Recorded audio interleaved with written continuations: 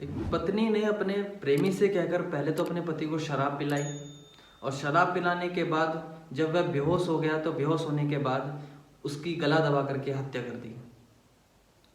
उसका कहना है कि वह उसको मारता पीटता था, परेशान करता था। इसी दौरान उसका संबंध एक हरीश नाम के व्यक्ति से हो जाता है और वह दोनों एक दूसरे से प्रेम करने लग जाते हैं। उनके बीच में काफ़ी अवैध संबंध भी रहते हैं और इस संबंध के चलते हुए वह छुटकारा पाना चाहती थी और वह हरीश से कहकर अपने पति को मौत के घाट उतार देती है। मौत के घाट इस तरीके से उतारती है, ये पूरी मौत का जो षड्यंत्र है इस तरीके से रचा जाता है पूरी प्लानिंग के साथ कि पुलिस भी इस चीज़ को देख करके चौंक जाती है। वह उसके शव को एक सेफ्टी टैंक में दफना देते हैं जिसकी किसी को भी खबर नहीं होती। तो आइए जानते हैं इस घटना का पूरा सच। तो बने रहिए हमारे साथ इस वीडियो के अंत तक। उससे पहले नमस्कार दोस्तों, मैं हेमंत सैन अपने YouTube चैनल मेजर वारदात में आपका हार्दिक स्वागत करता हूं।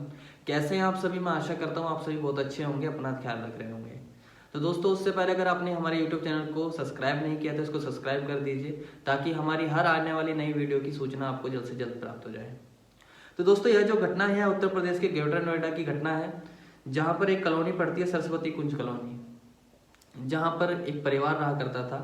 एक सतीश नाम का व्यक्ति था जो कि प्रॉपर तरीके से बुलंदशहर का रहने वाला था और वह अपनी पत्नी नीतू और एक 5 साल का छोटा बच्चा उसके साथ वह रहा करता था। वह पास ही कंपनी में, प्राइवेट कंपनी में जॉब किया करता था।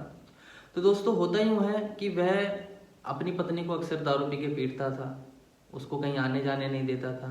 ऐसा उस महिला नीतू का कहना है कि वह उसको कहीं आने जाने नहीं देता था, मारता पीटता था, कुछ करने नहीं देता था। तो वह उससे काफ़ी ज़्यादा परेशान हो चुकी थी। तो होता यूँ है दोस्तों कि उन्हीं के घर में एक हरीश नाम का व्यक्ति आता है कुछ समय पहले काम करने के लिए, जो कि मिस्त्री था। वह काम करने के लिए आया था, एटा का वह निवासी था। वह काम करने के लिए आया। इसी बीच नीतू नाम की महिला का और हरीश नाम के व्यक्ति का अफेयर चल जाता है। इनके बीच में काफ़ी दिनों तक अफेयर चलता है और अफेयर चलने के बाद वह काम खत्म करने के बाद एटा वापस लौट जाता है। एटा वापस लौटने के बाद उस नीतू नाम की महिला की फ़ोन पर भी इससे काफ़ी ज़्यादा बात होती थी और वह अक्सर सतीश के पीछे भी 1-2 बार उससे घर पे मिलने आया था, मिलने आता था, उसके साथ अवैध संबंध बनाता था। तो इसी बीच होता यूँ है कि दिसंबर 2022 में उसको उसी कॉलोनी में काम मिल जाता है एक अजय नाम के व्यक्ति का घर बनाने का। वह वहाँ काम करने के लिए आता है। वह उस मृतक सतीश नाम के व्यक्ति से भी बोलचाल करता था क्योंकि उसके घर में काम किया था। तो होता यूँ है, जब बोलचाल थी तो उसने अपने दोस्त गौरव के साथ उसके साथ बैठ के शराब पी। 2 जनवरी को शराब ज़्यादा पी, इतनी ज़्यादा पी ली कि उसकी गिलास के अंदर नशीला पदार्थ भी मिला दिया कि वो बेहोश हो जाए और वह सतीश नाम का जो व्यक्ति रहता है वह बेहोश हो जाता है। बेहोश होने के बाद वह नीतू, जो कि उस सतीश की पत्नी थी, नीतू और हरीश और उसका दोस्त गौरव, ये तीनों मिलकर उसकी गला दबा करके हत्या कर देते हैं। हत्या करने के बाद बात आती है शव को छुपाने की। तो वह महिला उसको कहती है कि शव को कहीं छुपाओ और वह हरीश नाम का व्यक्ति जिस मकान में काम कर रहा होता है उसी मकान के सेफ्टी टैंक में उस सतीश नाम के व्यक्ति के शव को चुन देता है। रातों रात उसके शरीर को उसी में ही दफना देते हैं। दफनाने के बाद कुछ खबर नहीं पता चलती। सतीश के परिवार से फ़ोन आते हैं नीतू के पास। अब फ़ोन आने के बाद क्या होता है, वह पूछते हैं कि सतीश कहाँ है। तो वह महिला इस बात पर ज़्यादा गौर नहीं देती और कहती है कि मुझे नहीं पता कहाँ गए हैं और मुझे कुछ बता के नहीं गए और ऐसे ही दारू पी के कहीं ना कहीं चले जाते हैं वो। तो उसके घर वाले इस बात को सुनकर चौंक गए कि वह घर से गया हुआ है और उसको इतनी चिंता ही नहीं है।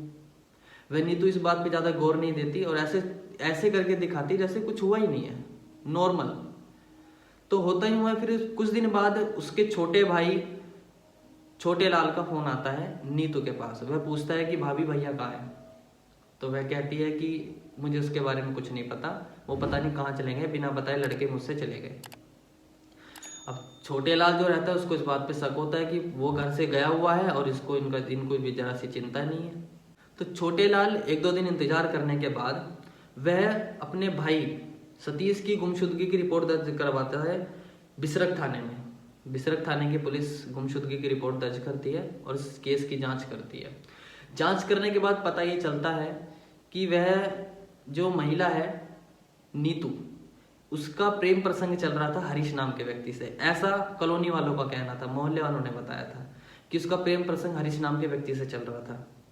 तो पुलिस शक के दायरे में नीतू को उठा लेती है। नीतू से पूछताछ की जाती है तो नीतू यही जवाब देती है कि मुझे नहीं पता, वो तो मुझे उल्टा मारते पीटते थे और मुझे परेशान करते थे, कहीं आने जाने नहीं देते थे, तो मुझे इसके बारे में कुछ नहीं पता। वह कुछ जवाब नहीं देती, पुलिस उसको छोड़ देती है। तो पुलिस फिर शक के दायरे में हरीश को उठाती है। हरीश को उठाने के बाद हरीश से पूछताछ की जाती है तो हरीश भी उल्टी सीधी बात बताता है, इधर उधर की बात बता देता है पुलिस वालों को। तो पुलिस वालों को उसकी कुछ बातों में शक लगता है और शक होने के कारण उससे जब सख्ती से पूछताछ की जाती है तो हरीश नाम का व्यक्ति टूट जाता है और टूटने के बाद वह अपना सारा जुर्म कबूल कर लेता है। बताता है इस घटना का पूरा सच कि 2 साल पहले नीतू नाम की महिला से उसका प्रेम प्रसंग चल रहा था। वह उससे छुटकारा पाना चाहती थी। छुटकारा पाने के दौरान उन्होंने दिसंबर में इस मौत का पूरा षड्यंत्र रच दिया। रचने के बाद प्लानिंग से सारा काम किया गया। 2 जनवरी को उनकी बात हुई नीतू की और हरीश की।